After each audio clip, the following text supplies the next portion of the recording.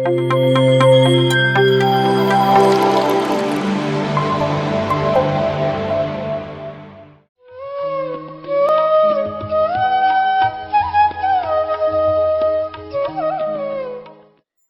Masters. ನಾನು 3.5 ವರ್ಷ ಆಯಿತು ಧ್ಯಾನಕ್ಕೆ ಬಂದು. 3.5 ವರ್ಷದ ಹಿಂದೆ ನಾನು ಬರೀ ಭಕ್ತಿ ಮಾರ್ಗದಲ್ಲಿ ಮಾತ್ರ ಇದ್ದಿದ್ದು. ಧ್ಯಾನ ಹೇಗೆ ಮಾಡಬೇಕು ಅಂತ ಕೂಡ ಗೊತ್ತಿರಲಿಲ್ಲ. ಒಂದು 8 ವರ್ಷದ ಹಿಂದೆ ರೇಖಿ ಒಬ್ಬರು ಹೇಳಿಕೊಟ್ರು, ನಮ್ಮ ಫ್ರೆಂಡು.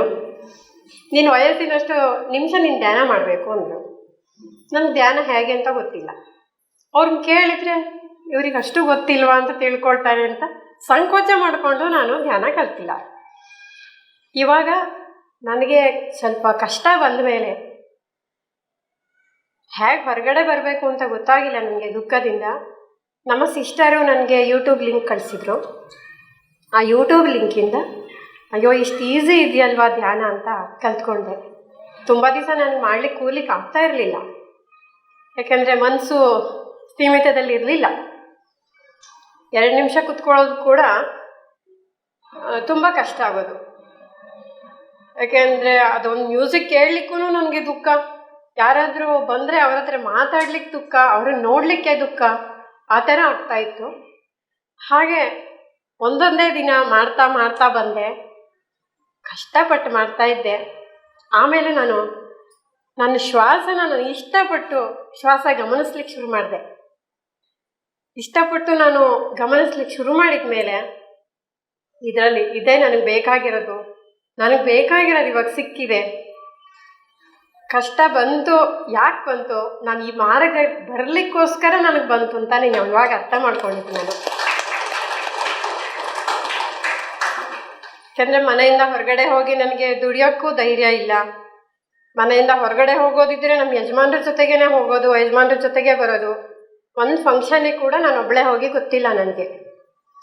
ಹಾಗೆ ಇವಾಗ ಧೈರ್ಯ ಬಂದಿದೆ. ನಾನು ಹೆಂಗೆ ಬದುಕಲಿ ಅಂತ ತುಂಬ ಕಷ್ಟ ಆಗಿ ಏನು ಮಾಡಬೇಕು ಅಂತ ಗೊತ್ತಾಗದೇ ಇರೋವಂಥ ಪರಿಸ್ಥಿತಿನಲ್ಲಿ ನನಗೆ ಧ್ಯಾನ ಸಿಕ್ತು. ಇವಾಗ ನಾವು ಅಮ್ಮ ಮಗ ಇಬ್ಬರೇ ಇರೋದು. ಮಗಳನ್ನ ಮದುವೆ ಮಾಡಿ ಒಂದು 2 ತಿಂಗಳಿಗೆ ನನಗೆ ಈ ಥರ ಆಯಿತು. ಕೊರೋನಾ ಟೈಮಲ್ಲಿ ನಮ್ಮ ಯಜಮಾನರು ದೇಹ ಬಿಟ್ಟರು. ಮಧ್ಯದಲ್ಲಿ ಏನು ಮಾಡಲಿಕ್ಕೆ ಅಂತ ಗೊತ್ತಾಗಲಿಲ್ಲ. ಧ್ಯಾನಕ್ಕೆ ಬಂದಮೇಲೆ ಧೈರ್ಯ ಬಂತು, ಆರೋಗ್ಯನೂ ಸರಿ ಆಯಿತು. ಹಾಗೆ ಇವಾಗ 4 ಜನಕ್ಕೆ ನಾನು ಹೇಳ್ಕೊಡ್ತಾ ಇದ್ದೀನಿ. ಒಂದು 15 ಜನ ಇದ್ದಾರೆ ನಮ್ಮ ಕೇಂದ್ರದಲ್ಲಿ. ಇಲ್ಲೇ ಮೇಲೆ ಡೈಲಿ ಮಾಡ್ತಿದ್ದೀವಿ. ಧ್ಯಾನದಿಂದ ತುಂಬ ಸಂತೋಷ ಸಿಗ್ತಾ ಇದೆ, ನೆಮ್ಮದಿ ಸಿಗ್ತಾ ಇದೆ. ಹಾಗೆ ನಾವು ದೇವರನ್ನ ಅದು ಕೊಡು ಇದು ಕೊಡು ಅಂತ ಬೇಡ್ಕೊಳ್ತಿದ್ವಿ ಪೂಜೆ ಮಾಡುವಾಗೆಲ್ಲ. ಆದರೆ ಇವಾಗ ನಾವು ಏನೂ ಬೇಡ್ಕೊಳ್ಳೋದು ಬೇಡ, ಯೂನಿವರ್ಸ್ ನಮಗೆಲ್ಲ ಕೊಡತ್ತೆ. ನಮ್ಮ ಶ್ವಾಸವನ್ನು ನಾವು ಗಮನಿಸ್ಬೇಕಷ್ಟೆ, ಏನೂ ಇಲ್ಲ ಮಾಸ್ಟರ್.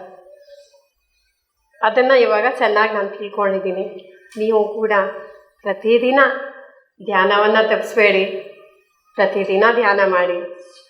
ಇದೇನು ಕಷ್ಟ ಇಲ್ಲ, ನಮಗೆ ತುಂಬ ಸರಳವಾಗಿದೆ, ತುಂಬ ನಮಗೆ ನೆಮ್ಮದಿ ಕೊಡ್ತಾ ಇದೆ, ಜ್ಞಾನ ಸಿಗ್ತಾ ಇದೆ. ಮೊದಲು ನಮಗೆ ಜ್ಞಾನ ಇರಲಿಲ್ಲ. ಯಾರಾದರೂ ಏನಾದ್ರು ಹೇಳಿದರೆ ಅವ್ರು ಹೇಳ್ತಾರೆ, ಅವರಿಗೇನೋ ಇವಾಗ ಕೆಲಸ ಇಲ್ಲ ಹೇಳ್ತಾರೆ ಅಂತ ಅನ್ಕೋತಿದ್ವಿ. ಆದರೆ ಇವಾಗ ಅರ್ಥ ಆಗ್ತಾ ಇದೆ. ಪುಸ್ತಕಗಳನ್ನು ಓದಬೇಕು, ಜ್ಞಾನ ಪಡಿಬೇಕು. ನಮಗೆ ಬಂದಿರೋ ಜ್ಞಾನನ ನಾವು ಬೇರೆಯವ್ರ ಹತ್ರ ಹಂಚ್ಕೊಳ್ಬೇಕು. ಇವಾಗ ಈ ದೇವಸ್ಥಾನ ಹಾಗೆ ಈ ಜಾಗನೆಲ್ಲ ನಡೆಸ್ಕೊಂಡು ಹೋಗ್ತಾ ಇದ್ದೀನಿ ಅಂದರೆ ಧ್ಯಾನದಿಂದ ಮಾತ್ರ. ಇಲ್ಲಾಂದರೆ ನನಗಿಷ್ಟು ಧೈರ್ಯ ಬರ್ತಾ ಇರಲಿಲ್ಲ ಮಾಸ್ಟರ್. ಇಷ್ಟೊತ್ತಿಗೆ ಕಾಯಿಲೆ ಹಿಡಿದು ನಾನು ಹೆಂಗೆ ಆಗ್ತಿದ್ನೋ ಗೊತ್ತಿಲ್ಲ. ಧ್ಯಾನ ಸಿಕ್ಕಿದ್ದಕ್ಕೆ ತುಂಬ ನಾನು ಧನ್ಯವಾದ ಹೇಳ್ತೀನಿ. ನನಗೆ ಹೇಳ್ಕೊಟ್ಟಿರೋ ಮಾಸ್ಟರ್ಸ್ಗೆ ಧನ್ಯವಾದ ಹೇಳ್ತೀನಿ. Thank you masters. PMC Kannada channel ಅನ್ನು ಲೈಕ್ ಮಾಡಿ, ಶೇರ್ ಮಾಡಿ, ಸಬ್ಸ್ಕ್ರೈಬ್ ಮಾಡಿ ಮತ್ತು ಮಾಡಿಸಿ. ಎಲ್ಲರಿಗೂ ಧನ್ಯವಾದಗಳು.